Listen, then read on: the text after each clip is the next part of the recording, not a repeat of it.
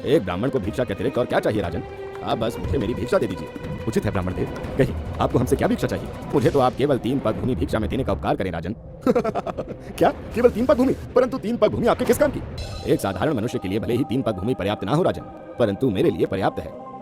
वामन देव को एक साधारण मनुष्य समझकर और स्वयं को सर्वश्रेष्ठ दानी समझकर राजा बलि अपने अहंकार में आकर वामन देव को 3 पग भूमि देने के लिए तैयार हो गए। ठीक है ब्राह्मण देव, हम आपको 3 पग भूमि दान में देते हैं। राजा बलि के संकल्प लेते ही वामन देव बहुत ही विशाल रूप धारण कर लेते हैं और अपने पहले पग से वो समस्त पृथ्वी लोक को नाप लेते हैं। अपने दूसरे पग से वामन देव समस्त आकाश और समस्त लोगों को भी नाप लेते हैं। राजन, आपने तो मुझे 3 पग भूमि दान में देने का वचन दिया था, परंतु मेरे पहले पग में समस्त पृथ्वी और दूसरे पग में समस्त आकाश समाप्त हो गया। अब मैं अपना तीसरा पग कहाँ रखूं राजन?